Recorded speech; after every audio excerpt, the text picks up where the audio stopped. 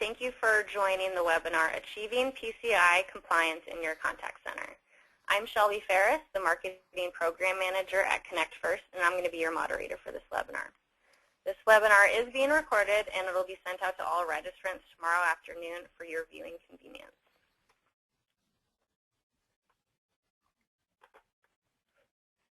We will also be hosting 2 additional webinars in the Connect First Compliance webinar series. Our webinar on TCPA compliance is going to be hosted by Connect First and Michelle Schuster of Mack, Murray, Peterson, and Schuster, and that's going to be on March 11th.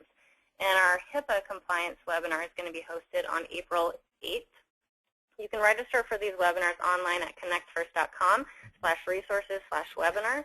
I'm also going to be sending out this link in order to sign up, included in the email tomorrow with the recording of this webinar. We're also pleased to announce that our March 25th webinar with Donna Sluss, DMG Consulting, is going to be about the survey that they recently did in January on what is your top enterprise servicing goals for 2015. We will be answering any attendee questions at the end of the webinar, so if you have any questions, feel free to do it any of these following 3 ways. You can either send the question in through the Q&A feature on the GoToWebinar side panel. You can email the question into marketing@connectfirst.com, or you can tweet your question into @ConnectFirstInc. For today's webinar, we have Geoff Brown from CompliancePoint and Jeff Mina from Connect First. Geoff Brown is a Senior Compliance and Security Advisor and Director of Business Development for CompliancePoint.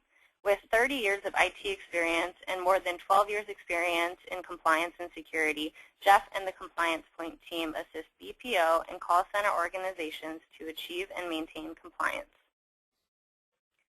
Jeff Mina founded Connect First as a way to revolutionize the contact center industry around the primary mission of providing exceptional customer experience. Geoff leads the company's strategic direction and is the primary architect of the Connect First platform.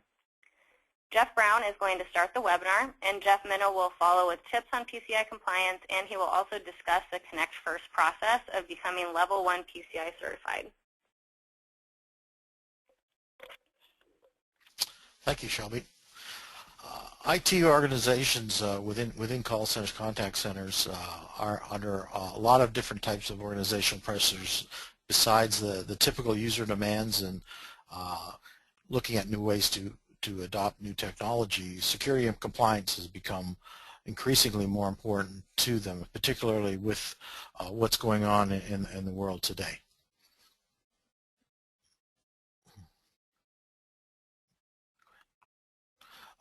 In addition to the security and compliance initiatives, PCI and specifically has just updated their standard to the 3.0 standard. This standard has a lot more focus on education and security awareness throughout your organization, a lot more validation and evidence requirements to ensure that not only you're meeting basic compliance standards, but also a lot of key security requirements. Their testing and vulnerability assessment requirements have been increased as well to the open standards, as well, making sure that those tests you're achieving and providing clean results to demonstrate to your assessors. A lot more evidence as well, our emphasis on shared responsibility throughout your organization. You'll see that particularly with a new guideline that they've come out with, business as usual, where they view PCI no longer just a point-in-time checkbox, but mandatory ongoing requirements that have to be addressed all year long.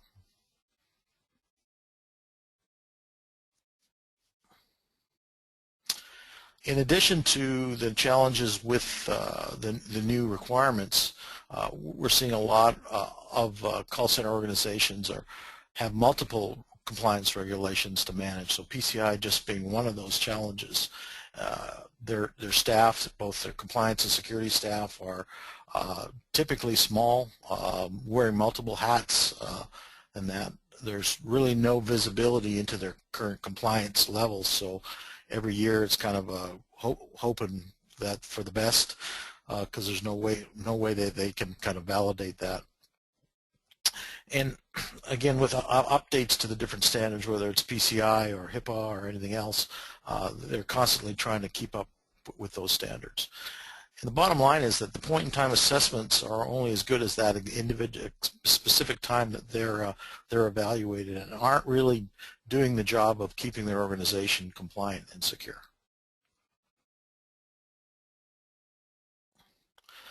A typical traditional assessment would look a little bit like this, where we would start with doing a report to determine where you stand with the program, do remediation, and a report of compliance. Then you'll see this big space of about 8 months where really not a whole lot gets done, even though there's changes within the organization, maybe infrastructure, technology changes that would potentially impact your compliance levels. And then at that point, when there's time to revisit it, they will be going back and starting over again and doing the gap report, the remediation report, and then a report. There's a lot of what we call this the fire drill effect. There's a lot of emphasis and effort having to go into getting ready for these each year. Really also knowledge vacuums are created because of organizations being dynamic, roles changing. A lot of times the person responsible for implementing a particular control is not there, and it's difficult sometimes to try and track that down.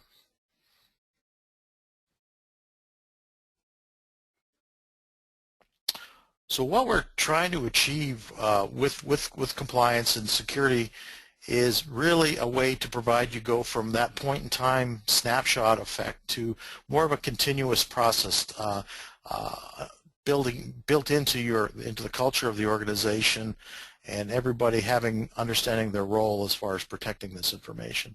That continuous program requires to put a framework in place. It requires the ability to provide real-time monitoring of your compliance and evidence validation, and automating a lot of those processes that currently are being done manually.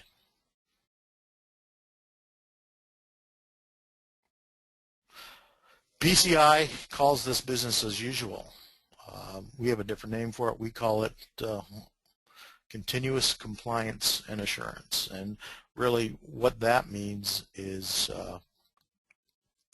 that, again, there is continuous monitoring of that program.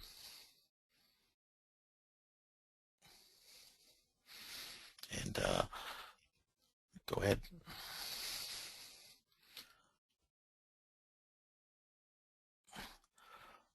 So what does that look like?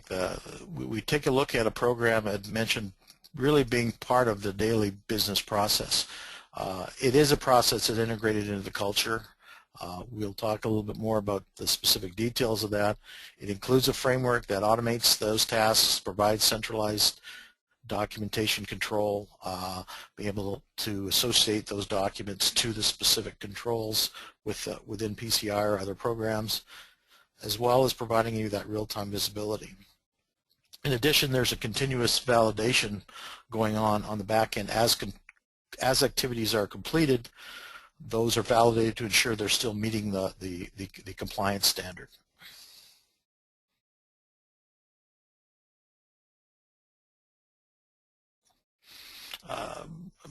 As far as the technology that goes back, really what they're looking at is providing a platform that supports the process, giving you real-time visibility, centralized compliance, allowing you to incorporate other types of compliance programs in there as well, so that you can map like controls across different programs, such as HIPAA or SOC 2 or any other programs out there. Automating the assignment of tasks so that when an individual that's asked to manage firewalls gets a task to review the configurations, that task is set up and assigned that they can easily see where that task is due, be able to respond to that task and notify that that task is complete and associate the appropriate evidence accordingly. And that really reducing the amount of effort and the chance where these things are being overlooked and causing either vulnerabilities or non-compliant scenarios.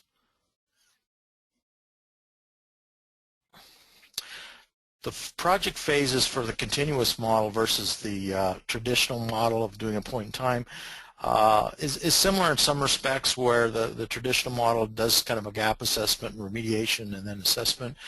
The continuous model has similar aspects, except we call it control design, where we identify the controls, whether or not they're currently in place, who the owner owns each of those controls, what the methodology or how they implement those controls have been implemented, and then we basically identify the evidence that validates that control.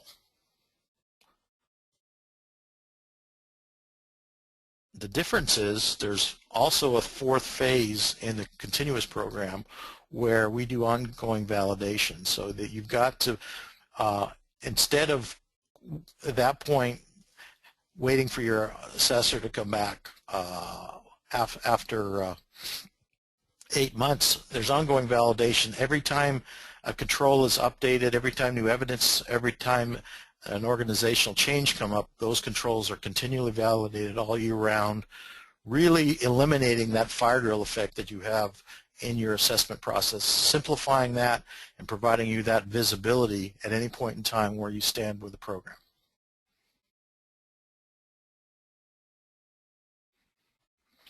The benefits we're talking about are real-time visibility, advanced knowledge, so when you're going into an assessment, you have a good feel for how you're going to do before the auditor shows up.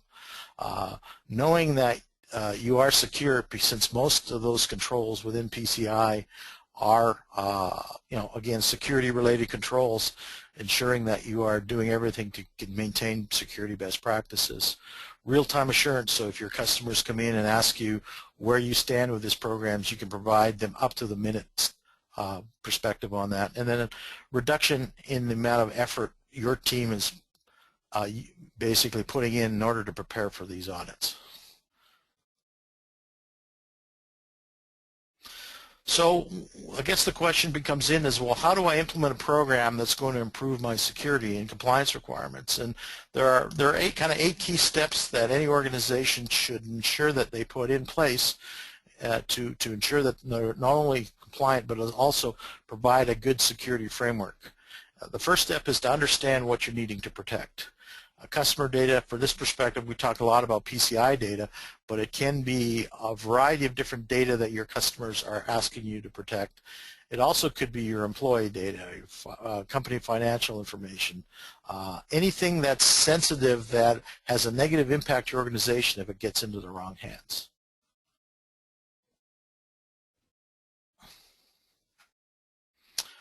Once you understand that, then discovering where that data resides and determining who needs access to that information is a critical piece. At that point in time, you also need to develop and document specific policies, procedures on how those users are to be handling that data and how you're going to enforce and monitor that.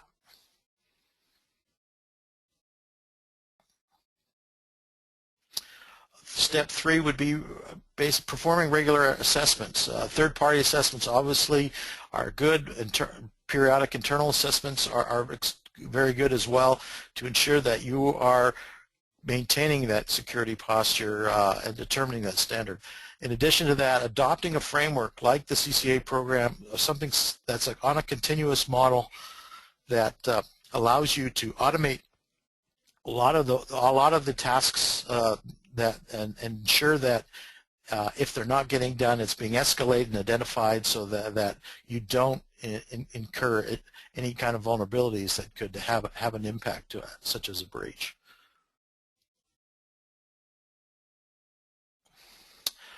Step 5, most organizations have a lot of these controls in place, but implementing these controls according to what's been identified in the assessment. Your perimeter security obviously is important, from the firewall intrusion detection.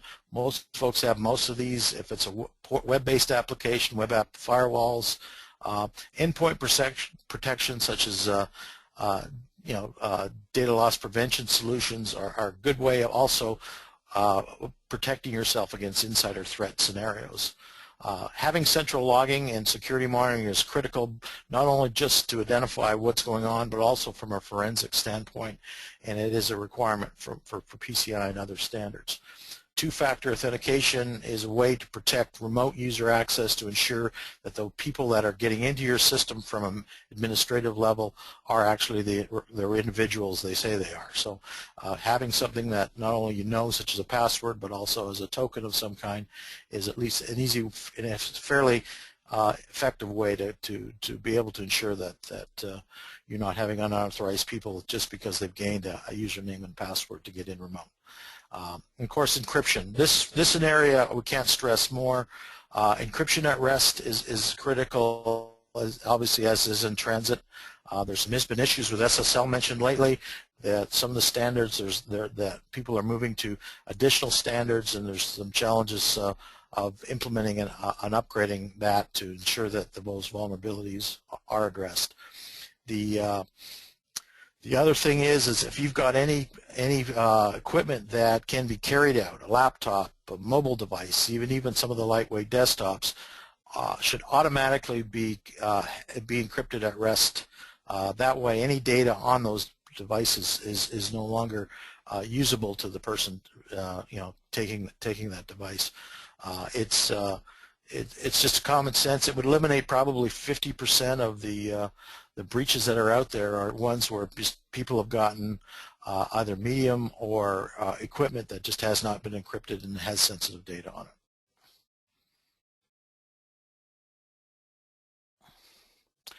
Physical controls, again, another big consideration for PCI.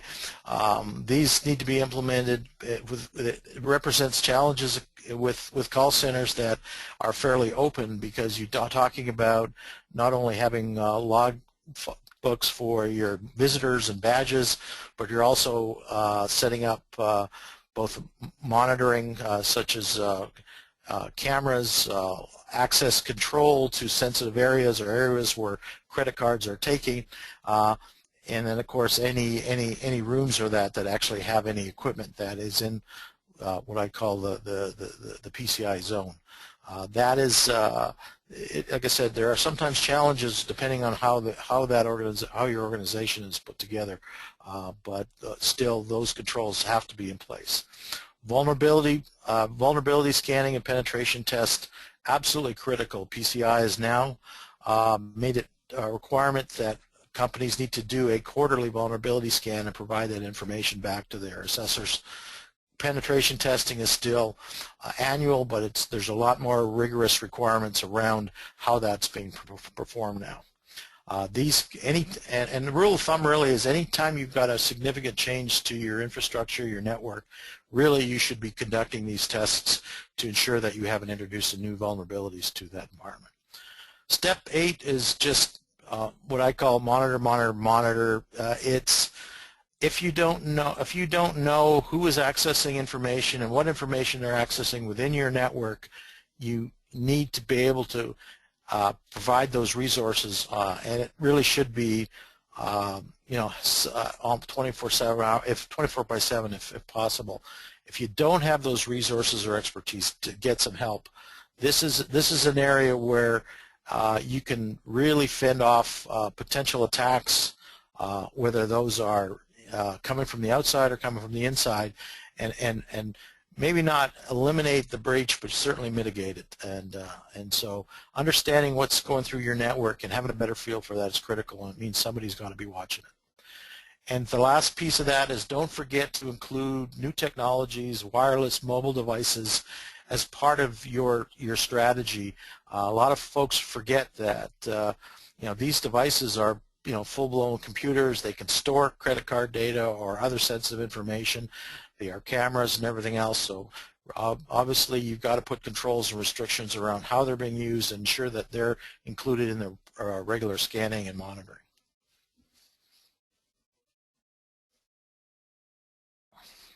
So kind of in summary on that,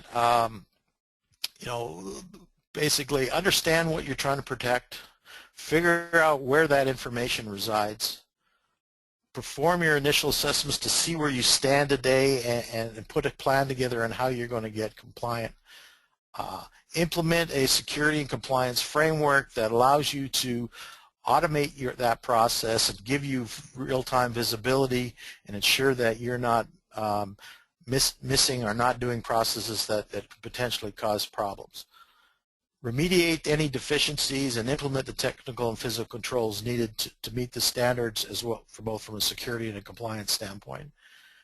And then implement your internal and external monitoring so that both from a traffic and a data access. And again, for a lot of the smaller organizations, I would just recommend you look to get help, both understanding how to put this together, but more importantly, how to manage it ongoing.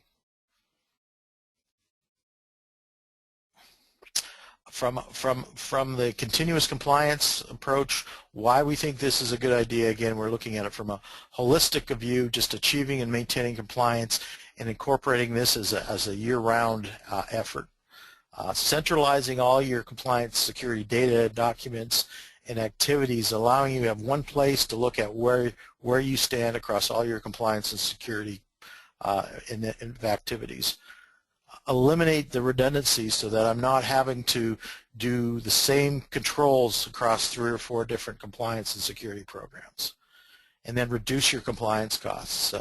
We've had one organization recently that did an audit, and after implementing a program like this for 12 months, they were able to save or reduce their overall compliance effort by the equivalent of about 2 full-time positions, where they could now allocate those people back to their operational focus of their business.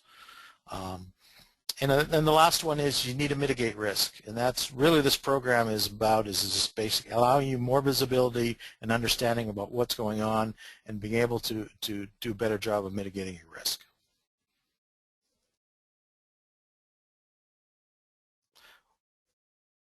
With that, I think, Geoff, I'm going to turn this over to Geoff Mina to kind of add his perspective. Thanks, Geoff, and good morning/afternoon, everyone. I'm just going to talk a little bit about the level of effort and the experience that Connect First had working with CompliancePoint and going through the effort of becoming a Level 1 certified service provider. It was a huge undertaking for Connect First. It was a 2-year process from the beginning when we first engaged CompliancePoint to understand and complete some of the gap analysis. We ended up having to do a complete network overhaul. And that's not to say that our network wasn't architected in a secure manner initially, but the PCI security standards really pushed us to do a better job at segregating data, making sure that we had appropriate centralized logging, the network segregation to support the in-scope security around the call recordings that would have cardholder data. We had to implement a lot of intrusion detection. We have a whole encryption layer to our network now that didn't exist previously.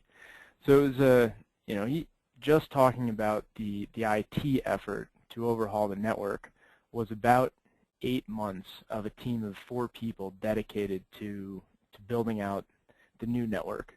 And we had the unique requirement of doing all of this work while still having active calls and agents on our platforms. So we had a little bit of a unique challenge in that we were inserting the new security frameworks kind of underneath the hood without anybody even noticing that we were performing these large maintenance. And that, it's a different challenge than if we were just starting from scratch. When we look back, it was thousands of man-hours. Like I said, we had a team of 4 people that was dedicated to nothing other than the remediation phase and the analysis phase of achieving the Service Level 1 status. That time went into documentation, the processes and procedures around who can access the in-scope network, The analysis and testing, and then the remediation, actually making the changes, was actually a relatively small portion when you look at how the thousands of hours were spent over 2 years. Because we're transporting cardholder data over voice calls, the PCI standards say that all VoIP traffic needs to be encrypted while it's passing over the internet. So that meant that we needed to deploy new technologies for our customers that allowed them to use SIP TLS and SRTP, which are secure VoIP protocols similar to SSL, secure socket layers for websites. We also needed to go back and reevaluate all of our upstream carriers, level 3 Verizon, AT&T, all those guys, and see who could actually satisfy some of the security requirements. Because on the VoIP side, a lot of, even the tier 1 carriers are struggling to catch up and have secure switches that allow you to interconnect using the secure protocols. The carriers that can't, they're forcing their platform providers to connect over MPLS or VPN. So it was a complete holistic view of our carrier relationships, and that involved renegotiating, re-establishing the technical relationships to use the correct protocols. And again, this all had to be done without causing any service interruptions for the millions of calls that traverse our network every day. The internal security procedures for us were not as big a deal as for some other organizations. We already had a lot of what we needed from a procedural standpoint in place. There was a big effort in terms of documenting those and having people sign off on them. There was installation of cameras and some additional elements that PCI looks to require that maybe a normal non-PCI compliant company would never even consider. That was the procedure piece was actually relatively simple for us. Going through the third-party attestation, getting our ROC from CompliancePoint, it was definitely a learning experience for us. And even though we're a technology company, any SaaS company is already going to have a big focus on security. There was a lot of learning that we went through when looking at our networks and looking at the gaps between what we were doing and what PCI said we should be doing. And CompliancePoint was really a great partner for us going through that, helping us decide what should be prioritized and how we should implement to make sure that we weren't going back and redoing the work. You can go to the next slide, Shelby. So I'll just talk real quick about some best practices that our potential or current customers can leverage. The PCI SecurityStandards.org website has what I would consider an overwhelming amount of information if you've never been exposed to some of the PCI standards before. But as you go through working with an organization like CompliancePoint, it's a great resource because there'll be a lot of things said on conference calls that you may not understand initially that then you can go back and reference on the PCI SecurityStandards.org website and kind of get a better understanding of why they are asking you to do certain things and what the intention is. Contact center technology vendors, in my experience, are many of them lacking in true PCI compliance. A lot of them will say they're PCI compliant, but they won't have gone through and actually had a third party come in and provide an attestation to that.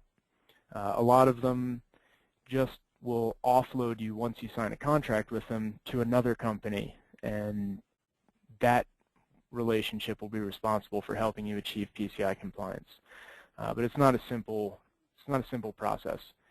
So it's definitely a good idea to, as you're going through your vendor selection, to bring it up early, understand where your potential vendor is in the process of becoming PCI compliant or if they already are. And then if it's a requirement for your business, then certainly picking vendors that are PCI compliant already is definitely going to be the most cost-effective solution. Keeping personal data confidential, this really goes toward organizations that currently aren't PCI compliant and are looking to be. So if you're not PCI compliant now and you know you have cardholder data on your network and you're looking to become PCI compliant, the best thing you can do is hire a security professional immediately to come in and evaluate your risk and help mitigate that risk as you're going through the PCI compliance process. Because the last thing you need to happen is to be 8 months into trying to achieve PCI compliance and have a network breach when you knew that there was some exposure already. So if you don't have a chief security officer, if you don't have PCI trained IT staff, definitely bring in a third party immediately to help evaluate the risk and mitigate it as you're going through the process. The physical layout in your contact center, this is one of the items that you really want to look at early, because once you have 1,000 agents, you're not going to want to be re-architecting the network. That process that we went through, where we re-architected the network without any downtime, added a tremendous amount of time and cost to the process. So if you have the ability to, definitely evaluate the physical layout, the firewalls, the switches, make sure that all the technology you're deploying has the capability to support PCI compliant architecture. And if not, then it'll be much easier and cost effective to build it right the first time as opposed to trying to redo it. If work-at-home agents are on your roadmap, then certainly understanding the requirements of securing a work-at-home station early on. There's a lot of challenge that comes with trying to secure a remote agent on their own computer using their own phone lines.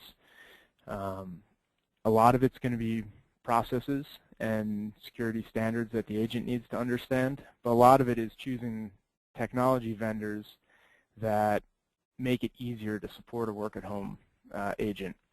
And one of the trending topics that we're seeing right now to help support some work-at-home agents is never even requiring the agent to access or receive cardholder data. And if they need to process an order over the phone, offloading that call to an IVR to enter the credit card information either through speech rec or touch tone while the agent is disengaged from the audio path, sending the agent a confirmation that the credit card has been received and processed successfully, and then allowing the agent to continue on in their live interaction. And there's only a handful of vendors, Connect First included, that can solve some of these work-at-home problems with their technology stack. We have a lot more information at connectfirst.com. You can click on the resources link of our website, and there's a whole compliance section. We've got information on PCI, HIPAA, TCPA, etc. A lot of great resources there. All right, thank you both. That was a lot of great information. We did get a decent amount of questions from the audience, so we're going to switch gears and try to get most of those answered now. Geoff Brown, you talked about the importance of your vendor and partner being compliant, but aren't most of them already PCI compliant? No, there are different levels of compliance, and with minimal compliance being more of a self-attestation. So you've got to really do diligence with that. A PCI vendor or a vendor can come back and say, yes, we are compliant. If they've done a self-attestation, it means that they just basically filled out a questionnaire and then signed off on it. It doesn't necessarily mean they're meeting those requirements. So I would if it's a critical piece to your organization and a big impact your organization, I would require them to ensure that they are level 1 certified by a third party.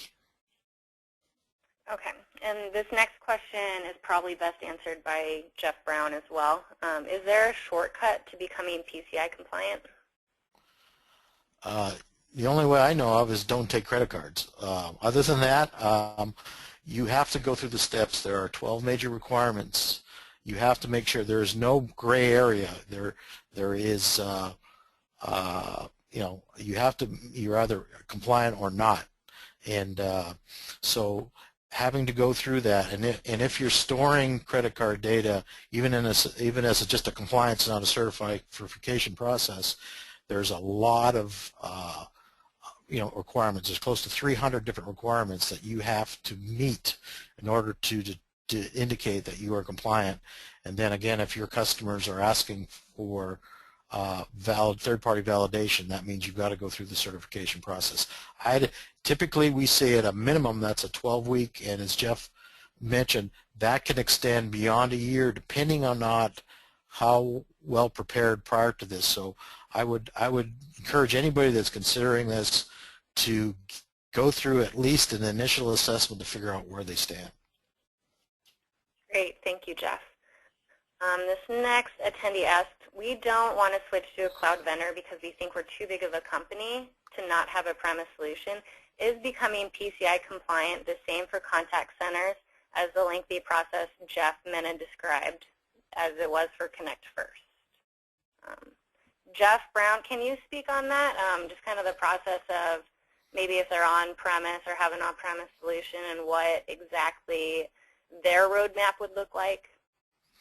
Well, the difference between a cloud, we're using a cloud solution versus an on-premise solution is the on-premise equipment is all, you know, potentially all in scope. So there is a lot more technical requirements that have to be addressed in that. So the more you bring into scope of your operation, the more requirements and the more effort it's going to take you to become compliant. Utilizing a cloud solution that is already PCI compliant, those controls can be validated based on the cloud provider's PCI report of compliance. So it eliminates some of the requirements from that vendor as opposed to what we call an on-premise solution. So yeah, there probably there's less effort if you're partnering with PCI certified vendors for the solution versus having to do everything yourself. So I just want to add one piece to that when talking about the level of effort for a contact center. The one nice thing about our effort to become PCI compliant is that we're not dealing with hundreds or thousands of individuals that are potentially touching or have access to cardholder data. You know, we're a technology company. We process the voice calls. So a contact center will have a special set of requirements that go above and beyond what Connect First had to go through. And wouldn't it be nice to not have to worry about the technology when considering that, knowing that your technology is already helping to provide PCI compliant infrastructure, and then you worry about your business and your, you know, the policies and procedures around the agents. Perfect, thank you. The next question is, will I need to hire an IT employee if I want to take on PCI compliance? Geoff, Mina, I know you mentioned this a little bit about how you had 4 different people dedicated to this, but for somebody else, would you recommend them kind of having one specific person dedicated to it, or did you like having more of a team effort? I mean, I think the question is, do they even need to have an IT employee on staff? And the bottom line is, if you're storing cardholder data on your network, you absolutely need IT employees on staff with a security background or a security focus. A lot of that, you know, especially going with all SaaS-based vendors where none of the cardholder data is actually at rest on your network, that'll eliminate a lot of that need for the IT specific help. And then a lot of the burden is just on processes and procedures and the physical security around the contact center and the agents processing the data. Geoff Brown, what do you typically recommend for this? Well, absolutely. If there is no IT staff to deal with, first of all, I think the learning curve is dramatically higher to people to really understand what the requirements are and in that. So what we typically see is, if the organizations that have maybe it's a small IT staff, take a hold of the project, and where we're seeing organizations that don't have much IT staff, they usually have a third party that is acting as their IT organization in helping with the project. But without it, it's hard. These are difficult projects to begin with. Without it, it's extremely difficult, if not impossible, to get through without having the right expertise on the side to make sure that you're meeting all of these controls. Thank you. The next attendee is asking or says, we don't have a TCPA or PCI compliant solution. Which would be most important to consider first? Geoff, Mina, do you want to answer this one first? Sure, and I would say they're both important. Losing cardholder data is a major problem. Calling cell phones through an automated telephone dialing system, also a big problem. They have their own repercussions. In my opinion, achieving TCPA compliance is a much less time-consuming and relatively simple effort. So since they're both really important, I would always take the one that takes less effort, get that out of the way first, and then move on to the one that's going to take a larger effort. And that's assuming that you can't tackle those in parallel. Picking vendors that have solutions for both of those certainly helps you to move along that path in parallel. Geoff Brown, do you have anything to add to that one? Partly just depends on who's pushing harder. If you're getting pressure regarding state or federal guidelines and meeting those requirements, you may want to spend more time focusing on that. But if you've got a customer who says, I'm not going to do business with you unless you're PCI, obviously that priority then becomes more paramount. So I agree with Geoff. They're both important. You just have to prioritize, take out, whether it's the easy was first or the one that's giving you the most pressure at the time. Okay. Geoff Brown, why is PCI compliance becoming a bigger deal, and why have there been so many more breaches than in the past? Well, first of all, the criminals are getting smarter. The other thing is credit card technology in the U.S. is quite old, and the bigger problem with that is we've become a little lax in the processes. There's a lot of big organizations that have spent millions of dollars on technology. There's a lot of large staffs within some of these organizations, yet they've still gotten breached. And why? It's because they aren't doing those basic processes, the monitoring, the checking, the patching, the checking the configurations, looking at what traffic's going through their network. If these things aren't being done on a regular basis, somebody's going to eventually find their way in and get some information. So doing the process is as critical as implementing the infrastructure for PCI. So that's really we're seeing the new technology around credit cards is great for the brick and mortar. It's not really going to help the call centers because the pin and chip technology really don't apply unless you physically have access to the card. So you still got to do all the things that we discussed here in this presentation. Great. The next one I think is also best for Geoff Brown. What should we do if we don't have the resources necessary at the moment to become PCI compliant? My recommendation is partner with a company that can help you remediate and assist with that. You know, obviously from assessment, you're going to hire a QSA to determine where you stand with the standard. But from a remediation standpoint, you need to find a partner that's going to help you identify any technology you need to acquire, help you build out your policies, help you go in and look at your network segmentation. From a call center, network segmentation is critical to being able to isolate those agents that are accepting credit card information, taking a look at your voice traffic, making sure that you're doing the appropriate things. And the third thing, what Geoff mentions, which is critical, is evaluate and discuss with your vendors to ensure that they are meeting their requirements, because unfortunately, again, if your vendors are the weak point, and organizations have found that, and information gets breached out of your system because of the vendor, you still have some liability. So you need to do diligence to make sure that they're doing their due diligence with PCI. Great. Geoff, Mina, do you have anything to add to that question? Yeah, I mean, again, you have to engage the right parties if you don't have the resources.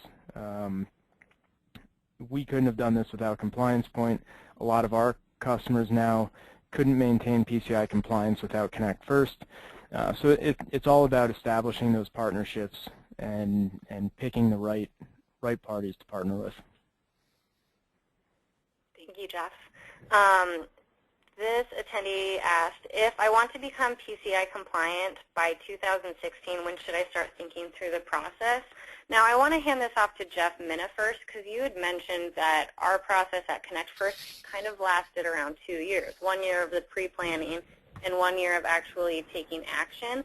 So if they're wanting to take this on and be PCI compliant by the beginning of 2016, do they have enough time? It depends. You know, like Geoff said, it depends what comes up in the gap analysis. A lot of our planning was around how do we do this without taking our customers offline. You know, how do we re-architect in a way that's seamless so that nobody knows that we're performing these massive network augmentations to isolate cardholder data. You know, I think we're probably right on the edge of it being possible to be PCI compliant by January 2016. You know, we're going into March here.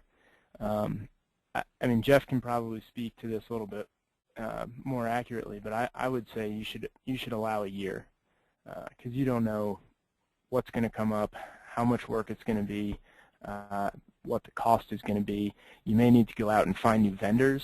There may be a lengthy migration process involved with switching your technology vendors, etc. So definitely err on the side of more time, not less. Geoff Brown, do you have anything to add to that? Yeah, and I agree, really. You don't know what you don't know, so the first step is to get at least the gap assessment done, to figure out where you stand, putting a plan together about what needs to happen, what that cost is behind the scene, as well as the effort and time to implement those things. That way you've got a plan to figure out, can I get this, is this achievable? You know, if you've let technology-wise, security-wise, if everything's let lapse or you don't have much in there, there's a lot of work to do.